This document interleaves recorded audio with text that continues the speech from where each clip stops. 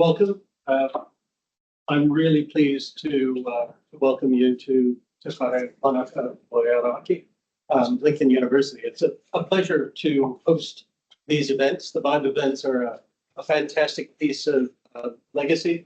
We have the opportunity to share salient issues, topics that are of concern, but equally to identify what we do here at Lincoln, while then handing over to an external member who will share their perspective and activity. Today, we're welcoming you to this VIBE event, The Future of Animal Welfare, Science, Ethics, and Evolving Expectations. Animal welfare, obviously, is a topic that sits at the intersection of science, ethics, and public perception. It's changing rapidly. Advances in research, shifting societal values, global market pressures, and growing demand for transparency are all shaping how we define and measure what good welfare looks like. Lincoln University is dedicated to establishing and maintaining the highest standards of animal welfare through our research findings and excellence in education and training as a signatory to the Australian and New Zealand Council for the Care of Animals in Research and Teaching.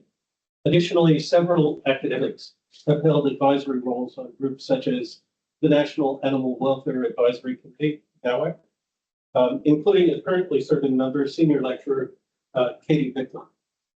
Today's session will explore these changes from multiple perspectives, from production, working in companion animals through to research species, and consider how policy, technology, and collaboration are driving improvement. We'll also discuss the challenge of balancing robust scientific evidence with ethical considerations, the role of social license, and how to meet rising global expectations while maintaining trust, profitability, and progress. To begin, I'm delighted to introduce Dr. David Scobie, Senior Lecturer in Agricultural Science here at Lincoln University. David will share an overview of Lincoln's work in the animal welfare space, highlighting the research and partnerships that are helping shape better outcomes for both animals and people. Please join me in welcoming David Scobie. Thank you, Dave. It's not really a familiar name for me. Most people just call me Scobie. This was the topic that I was given to talk to. I've got quite a few slides to get through, so I'll go pretty quick. When I joined Lincoln Uni and read this amazing document here from cover to cover, in the Welfare Act, any animal used in research that teaching needs to have animal ethics committee approval, and I need to protect Shannon and everybody's doing that. I take that pretty seriously, but we do have some issues. Lincoln Uni is obliged to observe these 3 R's. For those of you who can count, it's 4 up there. But that's kind of the point of animal welfare. It keeps evolving, it keeps getting better. It's always continuously improving. Sorry for that. That one there might be the next 300.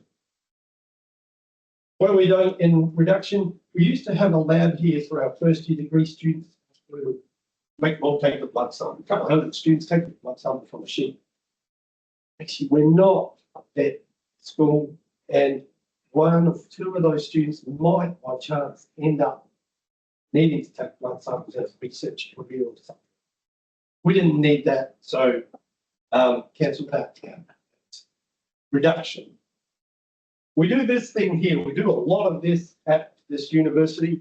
We have students going out on field trips, lots of them. Those cows have a massive paddock. They could have been up the other end of that paddock, but they're inquisitive animals. They came down to see our students. Neither of us, they didn't have human ethics approval. We didn't have animal ethics approval to have those animals there. This is another scene. You can see the sheep in the pen at the back there. They're perhaps a little more crowded in. And certainly the dog down the front here. We did not have Animal Ethics Committee approval to stage this event. That was the farmer's choice on his farm.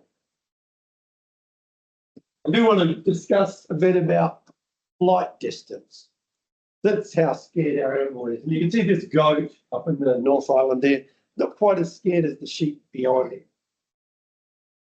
This lovely photo was given me by Rachel Bryant.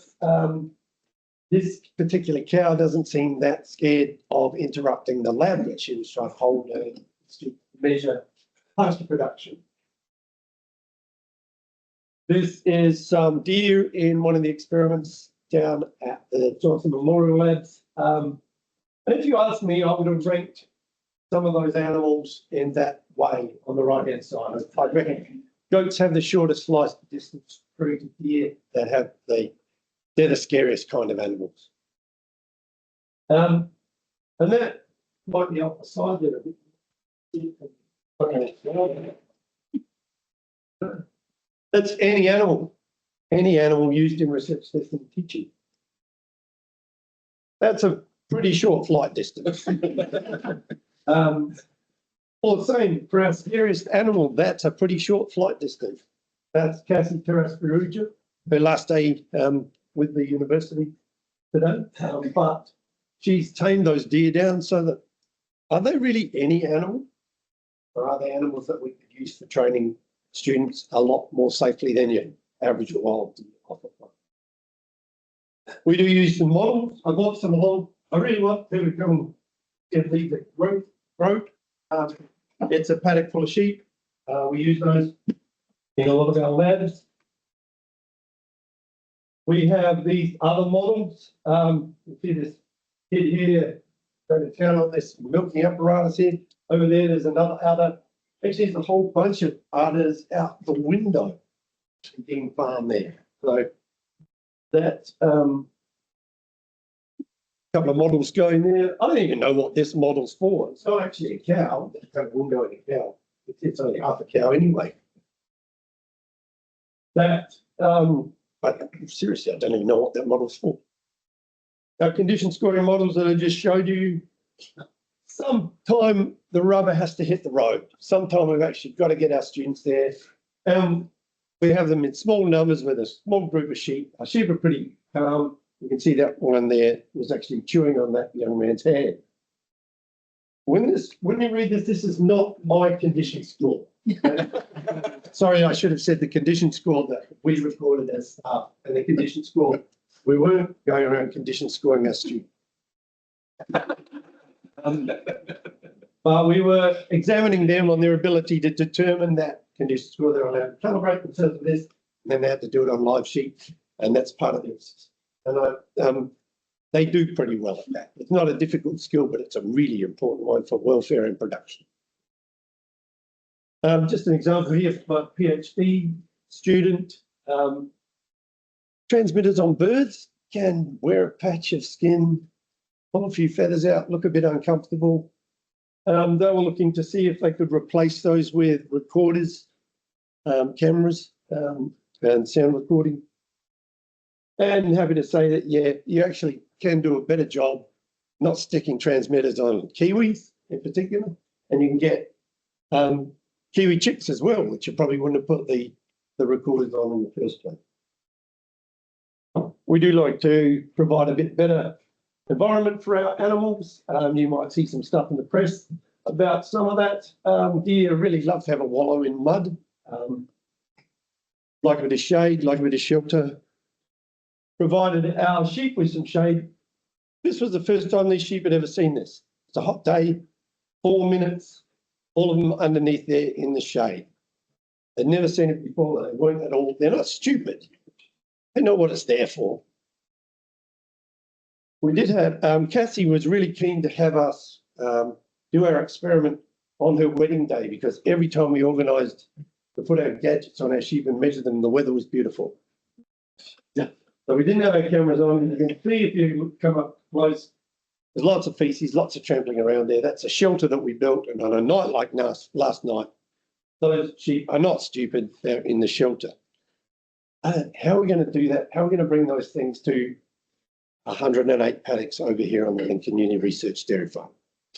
That's a problem that was set to us by one of the MPI reviewers. How are we going to do that? That's a question I just want to leave you with. Should we be backing away from having animals in teaching? Should we be doing more models, less live animals? Or should we actually be teaching them more live animals here on the campus.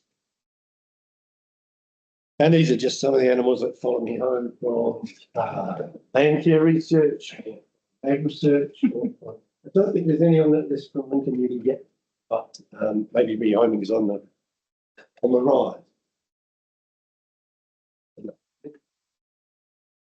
Thank you, Dave.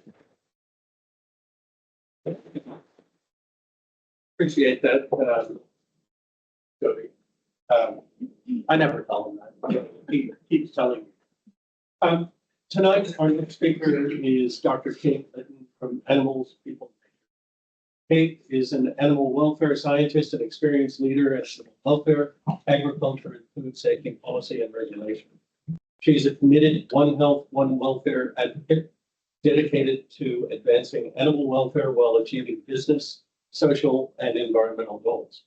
Her career has spanned research, government, NGOs, and industry, and she continues to volunteer with work with organizations supporting farmers, animal welfare, and nature. Today, Kate will explore how welfare standards are evolving in New Zealand, and both in New Zealand and internationally, and what it takes to keep pace with science, regulation, and public expectation in a fast-changing world. Please join me in welcoming Dr. Kate Litton.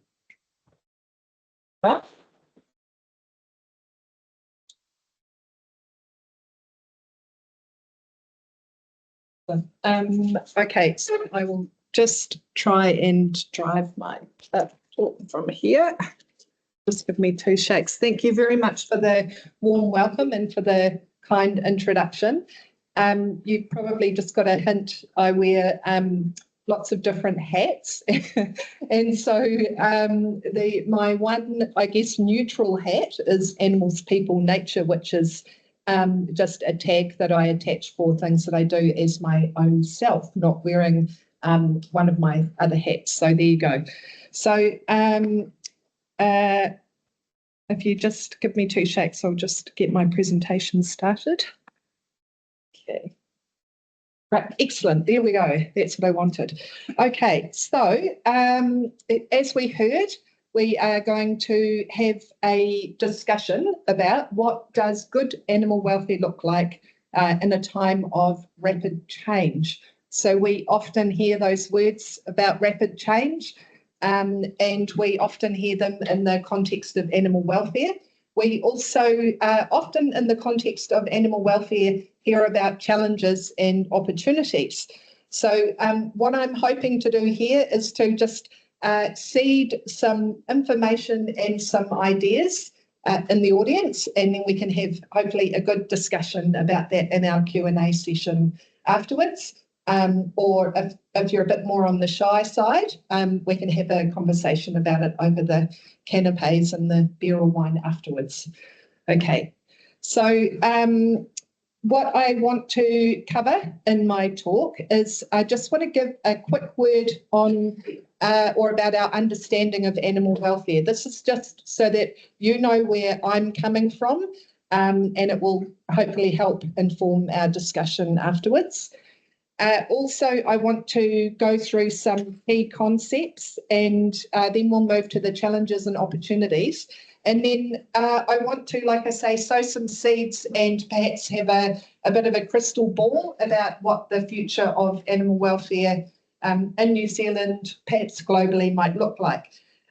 Spoiler alert, I really want to try and help us to consider moving from a big global view to a more local view, and how do we consider animal welfare as it's not my business or my life or my pets or whatever, my considerations and animal welfare or plus animal welfare. It's integrating animal welfare considerations into our own daily lives, and what does that look like. So that's where some of where we'll be going in the next 15, 20 minutes or so. Okay, so like I said, we will firstly go to understanding animal welfare. So what do we mean by animal welfare? animal welfare can be defined in many ways, and you've probably heard or read about many of the frameworks that are applied to conceptualising or thinking about animal welfare, and also measuring animal welfare. So we talk about animal welfare being the animal's experience in life and death. So the life and the death are emphasised because both are important, of course. We talk about the animal's experience, not what we think the animal might be feeling, but really trying to understand the animal's experience. So that at its core, that is what I mean by animal welfare. And in fact, the core of that is a globally accepted definition of animal welfare that's been agreed by members of the World Organization for Animal Health. So good animal welfare means the animal is comfortable, healthy, has positive relationships with humans and other animals, and can express natural behaviours. In other words, it has a life worth living, or it's thriving, not just surviving. So that's the I guess modern view over the last sort of 10 years or 5 years. If you don't see this as the accepted view for animal welfare, then I'm sorry to say you're probably thinking sort of 10 years ago, or for some of us a wee bit further back.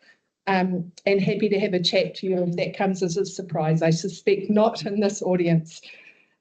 You'll see I've got Payne et al. So what I wanted to note there was we're talking about the experiences of the animal, not just in terms of pain and distress.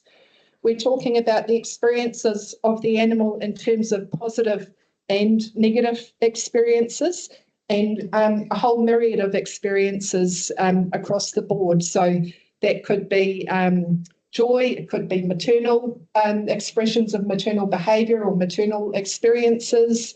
It could be whatever animals feel when they are approaching new situations. So we're not just talking fear, distress and so on, or the avoidance of pain. We're talking positive states, and we're talking a range of states.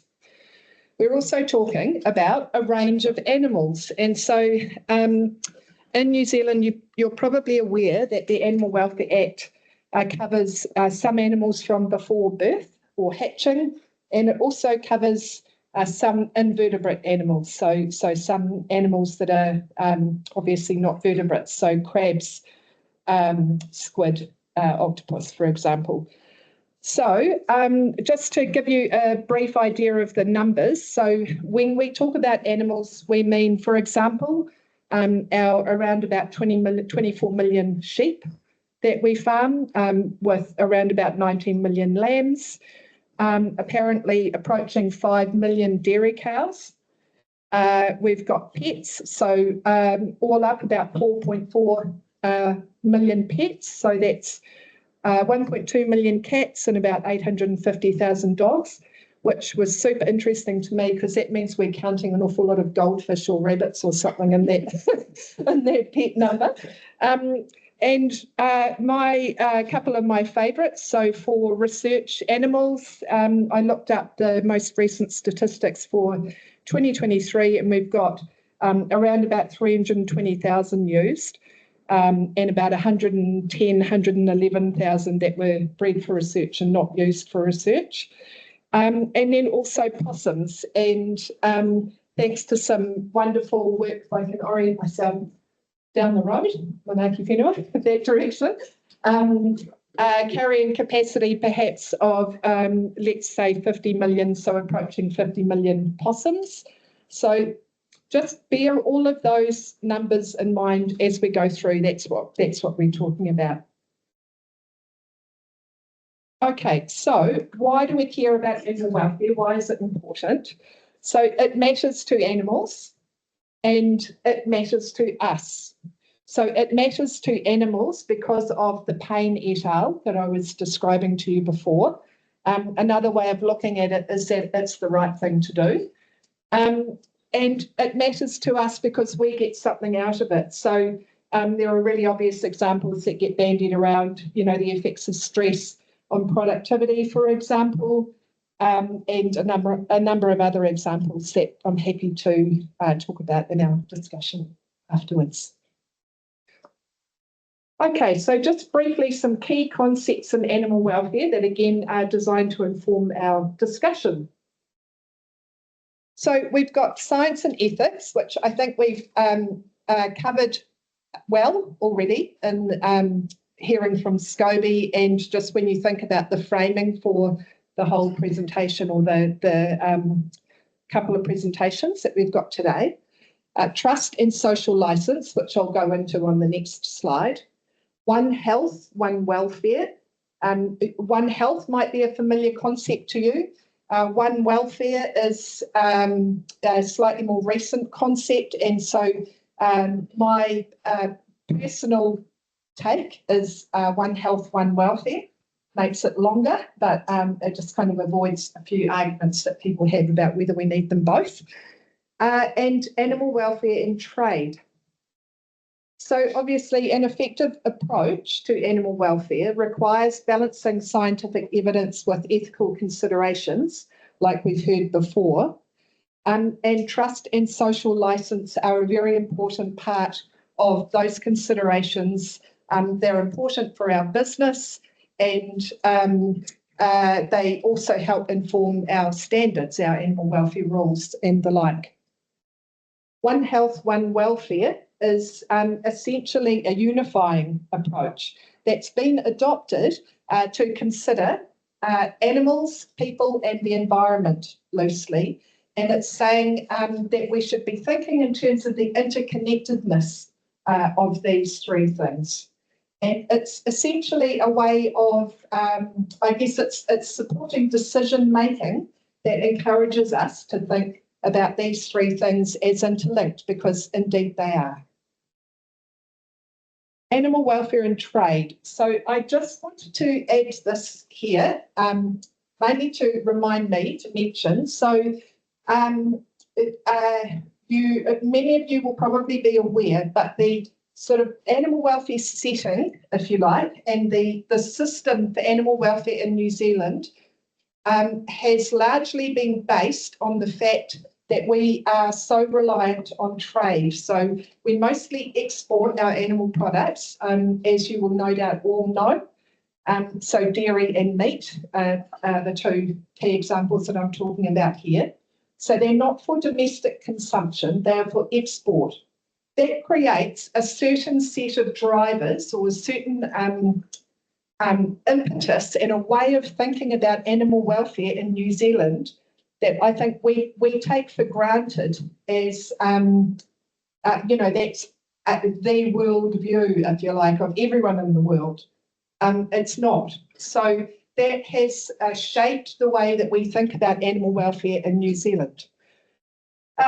Also, the other thing to note about trade is we have a trade system that means that the way that we do, in inverted commas, animal welfare in New Zealand, we're limited in how we can make or encourage that to be picked up overseas. So that's why we get these ideas of animal welfare in other countries being different to the settings that we have in New Zealand. So that's created, like I said, or contributed to both it's driven animal welfare in a certain direction, which is it's driven us to be thinking about the consumer and the receiver when we think about animal welfare and when we set animal welfare standards. But it's also encouraged us to be lifting our standards. So from a global perspective, and to engage a lot in global affairs in animal welfare. That's going to be important later, and if I don't mention it again later, remind me in the in the Q&As. Okay, so quickly, maintaining trust. This is an actual road sign that I saw. Obviously, someone just has a good red sticker that they've thought was great to put on stop signs around the shop. So I thought that was quite clever. So the basic premise that underpins both my talk, but also, again, sort of the settings for animal welfare in New Zealand, is that businesses need to maintain their social licence to operate. So that's the general sort of societal acceptance of what we do. In the interest of time, I'm not going to dwell on this. I think we all get it, but again, happy to delve into it in more detail. I want to move on to the challenges and opportunities. So firstly, I want to say there are many drivers for challenges and opportunities, as I see it, for animal welfare in New Zealand. I've listed some of them in broad headings here. So we've got global or mega trends. These are things like climate change, our export that I talked about before. We've got climate change and animal health, climate change mitigations and emissions reducing compounds. What do these mean? What will the world look like when so-called developing countries, including our trading partners, lift their standards and do more for animal welfare or have more active programs in animal welfare than we do in New Zealand? What will that look like? We also talk about, trust and social licence under that heading. And the One Health, One Welfare concept that I was talking about before, at an intergovernmental level, so at the sort of level of UN conversations, that's an active, there's a lot of activity in that area. So it's related to the Sustainable Development Goals and programs around that and so on. So, yeah, I guess I feel that we don't want to be left behind in New Zealand when we're thinking about animal welfare, and that's one area that we need to keep tabs on. Okay, so on to some specifics. So turning specifically to science, where do we go with the impact of scientific advancements on animal welfare? So the main areas that I think we can think about and, like I said, keep tabs on are in new tech, so new technology, new species, and thinking about the multitude of assessment frameworks. So that last one is something that's been around for a really long time. In fact, that I think it just gets worse, not better. So by new tech. So obviously I couldn't give a talk about science without mentioning AI or wearables for livestock. So, so I've just mentioned them. So wearables and AI for livestock, it can have obviously significant benefits, but also things that we need to pay proper attention to for negative or unintended consequences, I guess, as well.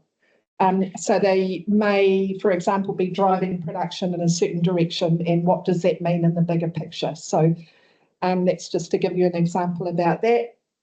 Things like genetics and the various omics.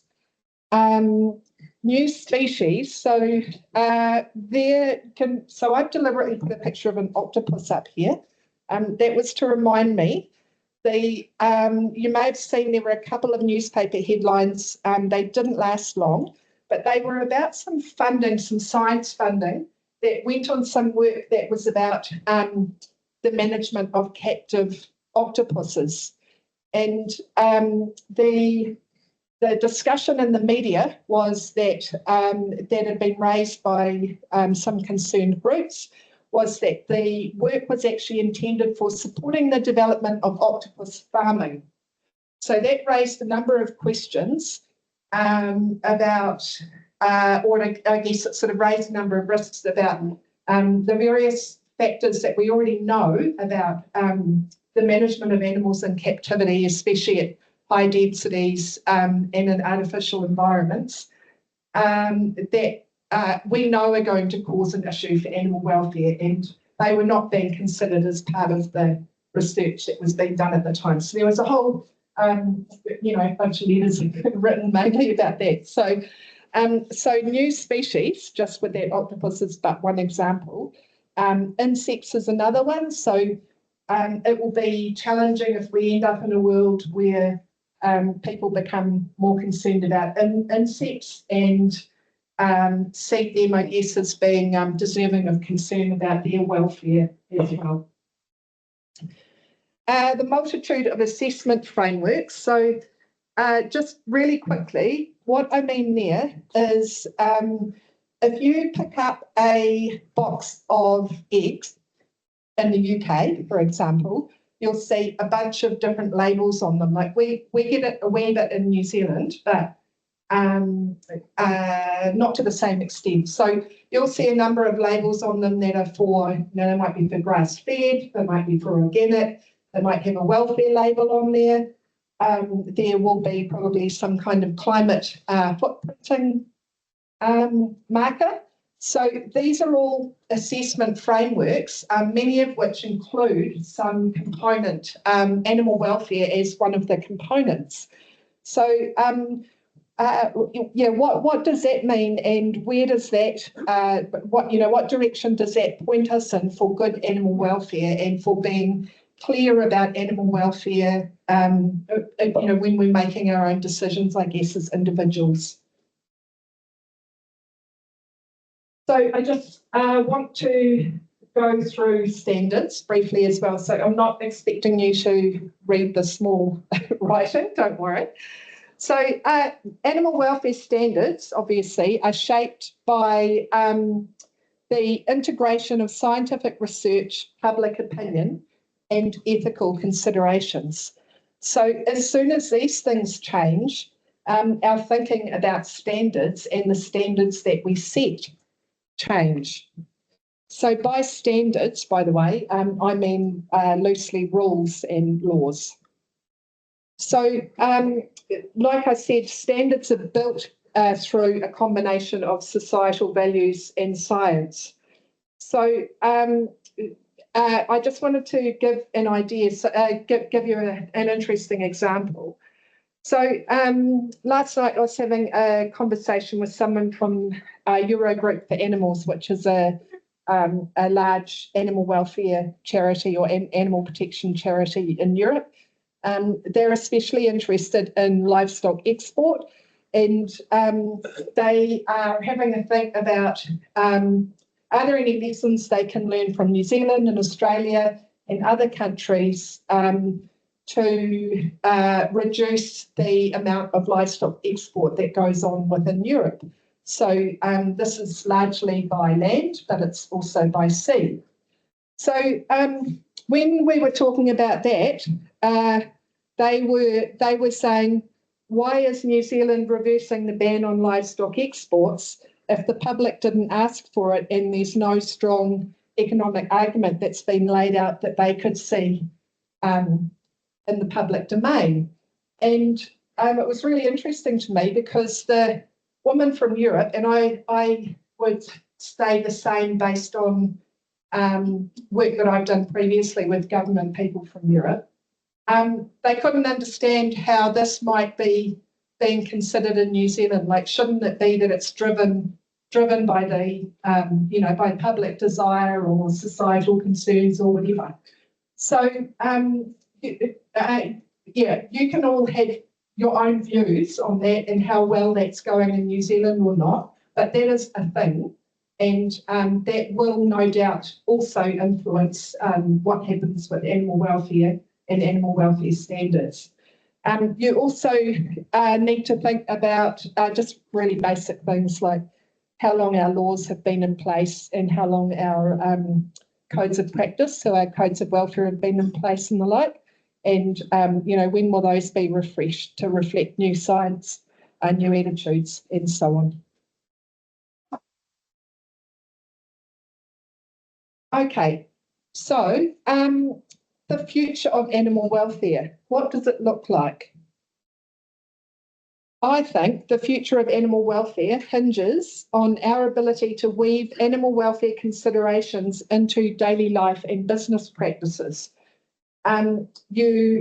you heard in the introduction when Chad was introducing me, that's my interest. So my interest is in how do we weave animal welfare considerations into business.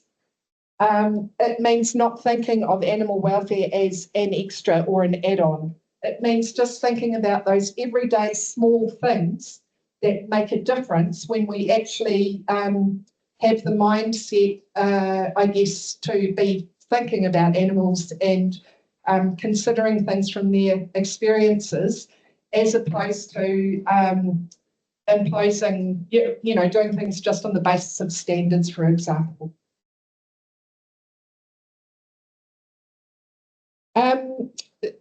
I wanted to give just a couple of quick examples on this type of integration.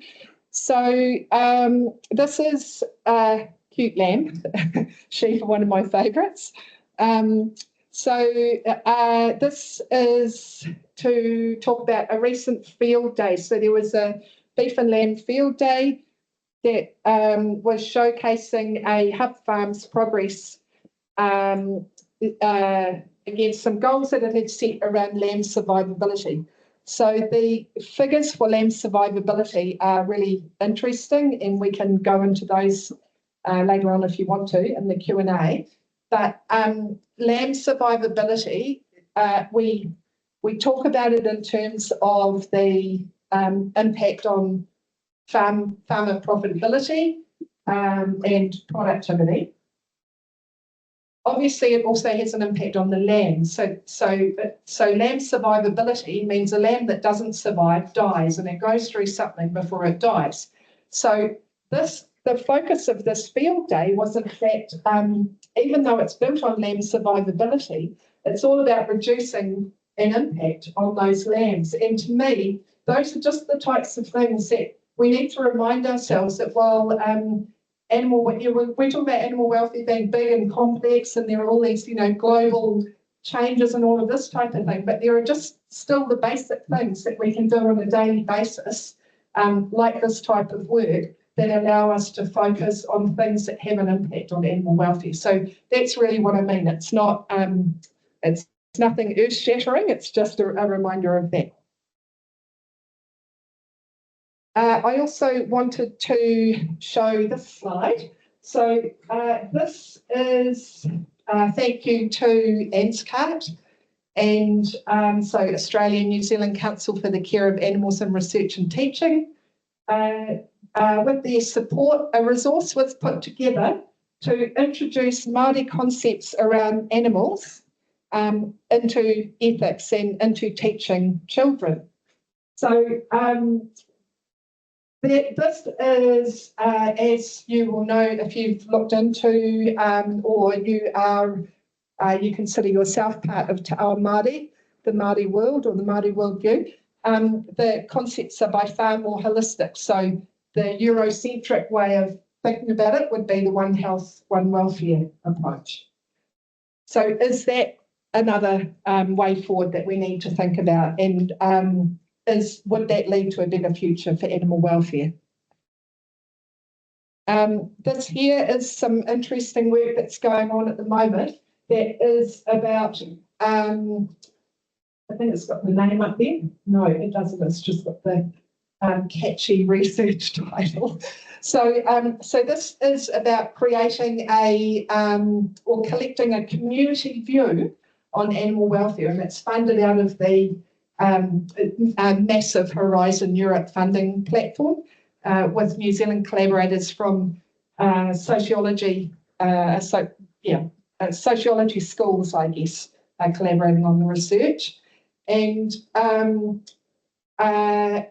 this is about actually not just saying we have an animal welfare problem, we think the solution is law A or standard B. We're going to go out and ask you, what do you think? This is actually about going out right at the start and saying, what is animal welfare to you? What are the issues? Where are the problems? How do we solve them?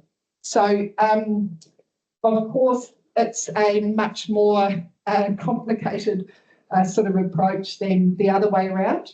But that's definitely the way that many countries are leaning So that's me. I just wanted to acknowledge some people who I have been talking to a lot about this stuff over the years. I am leaving it deliberately slightly open-ended because I'm hoping that you will pick up on some of my points in the Q&A. And I didn't want to speak for too much longer. So thank you very much.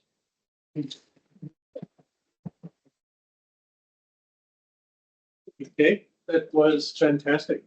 I'll open it up to the audience to ask you questions. And you'll manage the, I don't have to point to people, right? Sure. Yeah. Do you need a microphone or are you good at I'm good at shouting. So I'm Murph. I'm with the BHU Organic Unit up here at the university. I'm principally working in the cropping space, so I'm not in livestock at all, but I'm booked into farmer networks. And the cow control collars, the halters, came up, and there was a very interesting discussion on that. And it was very polarised. Some went, this will revolutionise my farming system. And other farmers said, I consider this completely unethical. So I'm wondering more at the academic level, where is the debate and the discussion? What kind of arguments are being put forward around those kind of control collars, both for and against them? So there will be people in the audience who are far better qualified to answer that question than I am. Don't you love it when I speak? However, so I guess just maybe three quick things. So the collars themselves and how they train and concerns around that, the type of behavioural production systems that they drive, and then yeah, probably the type of behaviour and production systems that they drive in a positive way, not a negative way. Yeah. So, so firstly, there was a lot of concern around the fact that the collars rely on an electric charge or an electric shock for training. There's research that has been done on that. Still, at the end of the day, it's going to be weighed up between, you know, do you want to use this type of device on your animals and make sure that you use it well or not. So that's pretty straightforward in some ways, not really, but and then with regard to the type of production system they're driving, so they're allowing animals to be kept, you know, at high numbers and high input type systems. Yeah, and is that what we want, or is that what the individual farmer or producer wants? From the positive side of things, and the reason why I might sound a bit positive in my talk about it was they're allowing the collection of so wearables generally, not necessarily collars for virtual fencing. Yeah, they're allowing the collection of so much data. So the pro of that is we can learn a hell of a lot and we can potentially make use of it. The cons are there's a bunch of stuff around ownership, like data sovereignty, you know, who owns the data, because the devices are run by different companies, you know, around the world. There's data interoperability, which some people tell me is like the end of the world, and some people tell me it's really overblown. So my own data interoperability is at a really basic level. Like my friend has got tags on her cow's legs and a tag in the ear and a collar, something on the dog walk. Yeah, and she has some of the same data on each. The systems don't talk to each other and they're owned by different companies. Yeah, so, but she chooses all three because she really likes the information that she can get and she makes use of it.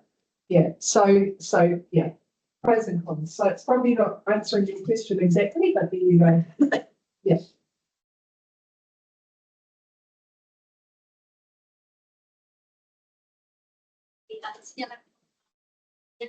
I'm also teaching regulation as well, and the animal welfare is definitely very important topic.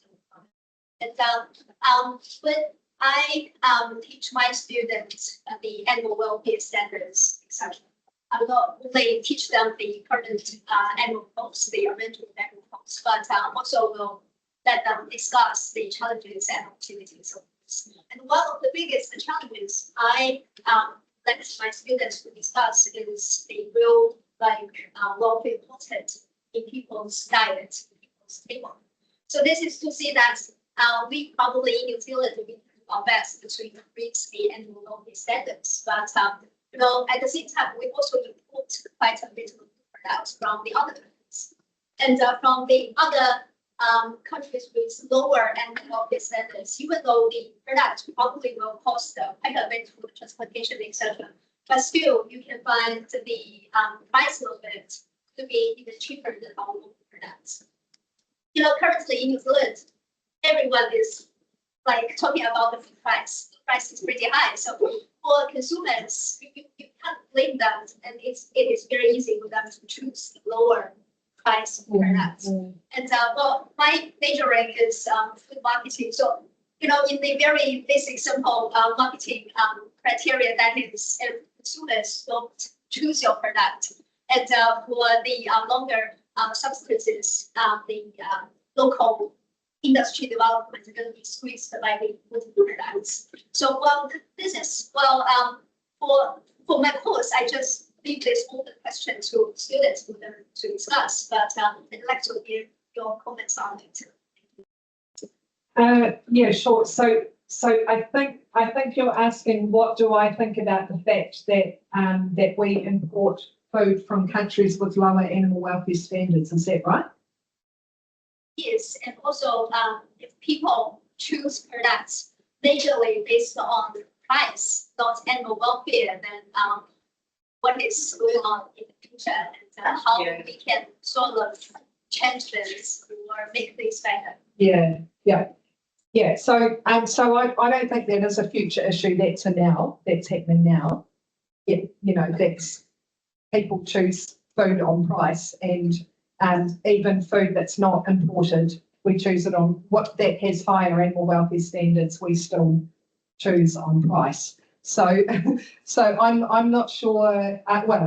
Got thoughts on how you can solve that, but it revolves around what, as a society, we're prepared to accept from an animal welfare perspective. And I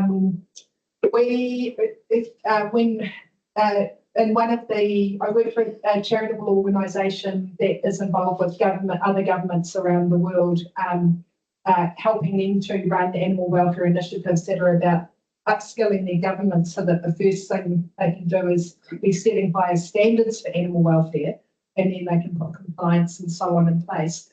We have that in New Zealand, and we still face the issue with price, with people buying things on price and not necessarily on animal welfare. Yeah, so it's part of the way that the normal market operates, but I guess it's beholden on people like a bunch of us in the audience who know how important animal welfare is, and like yourself, to be asking the hard question of your students so that they can actually be thinking about it themselves.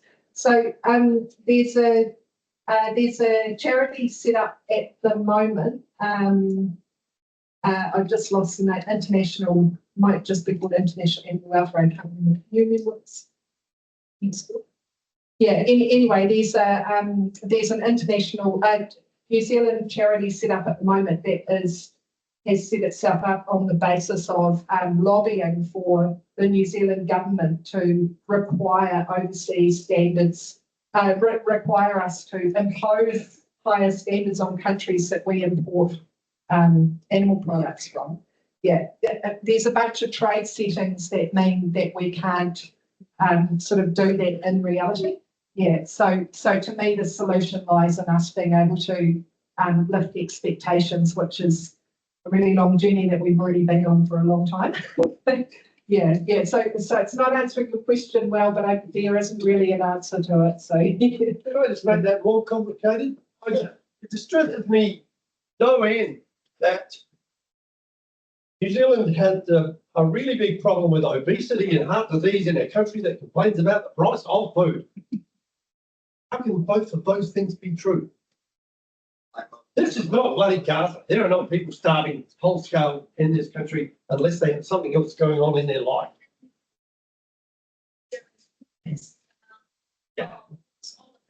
Yeah. Sorry, I can see another hand up, but I forgot. What I also wanted to say is do not believe everything you hear about overseas standards for animal welfare being lower than New Zealand standards, as in rules, and also practice. Yeah, and to me, that's part of our, what I didn't circle back around to very well, but that's part of, our take is that we are world leaders in animal welfare. And I think we still think that until we start to look a bit deeper. And again, the work that I'm involved in with countries overseas tells us that there are other countries making leaps and bounds ahead on the ground. They might not necessarily have the laws, or they might have the laws, and so where will New Zealand be at some time in the future? And so that's why, to me, the future of animal welfare, like the progress of animal welfare, will be coming back on us, saying domestically what do we care about domestically, not being all driven by what consumers overseas think, but actually what are we prepared to accept our own selves. Yeah. Thank you very much. Thanks for a great talk. My question, I'll spend off of that one. That conversation seems to immediately shoot to should we impose animal welfare standards on the people we import products from, or should we up our game and change the animal welfare standards? Those seem really hard, and I wonder if I don't know, but I wonder if you can tell us what the flavor of the day is in government for doing something as simple as what they already do in other countries across the world, where you simply have some kind of an indication of the standards in which products were produced. Right, so even information relative to New Zealand's animal welfare standards would go a long way in helping people to understand that perhaps the standards of care of the product that they're choosing is cheaper, actually relates to the fact that standard of care was much lower than what we have here in New Zealand. And that seems so much easier than actually trying to impose changes in production standards or practices. Just letting people, as a first pass, just letting people know that part of why the meat is cheaper is because it potentially was produced in an unethical fashion, and letting them then choose whether this is important to them or not. Because right now, I have no idea how the food that I purchase, if it's imported, which I found to, but that's not what I'm here for. I would have no idea how it was produced relative to New Zealand standard. It would be really useful for people to know that as a first step in empowering them along this path, should they choose. Yeah, that's a great question. So if you're thinking labelling, should you're thinking? Yeah, so it seems simpler. I mean, I'm sure it has lots of legislation that's defined it as well. So my difficulty is having been buried so deep in the detail on this for like decades. The simple answer is the trade settings don't let us do that, and we like following rules. So we're rules-based traders. Yeah, but that's not a nice answer for you to hear. And there's there's sort of more behind it, but yeah, basically, if we start telling our own people, how others are doing in terms of animal welfare, then it's historically been a concern that then others will start looking at how we do animal welfare, and we don't want that to happen. That's been historically the sort of response to the case and trade settings as well. Don't get me wrong, I'm not obviously that I'm not saying my view one way. I guess we already get that imposed upon us by Europe. I mean, there's all sorts of pressures across a variety of different practices already. So it's kind of already happening. Yeah. So the quid pro quo is already there. Yeah, that's right. Yeah. If you Google rules-based trade New Zealand, you'll be able to go down the rabbit warren. Yeah, I would highly recommend it. It's all country based. I have no doubt about that. Yeah. Yeah.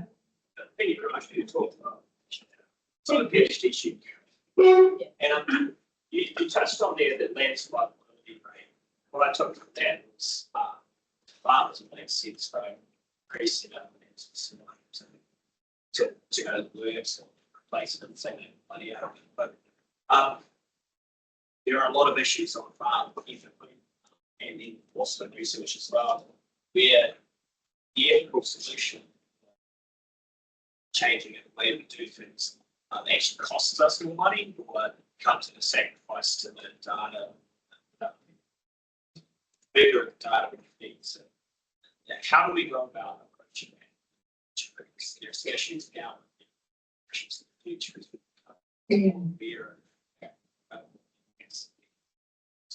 Yeah. So I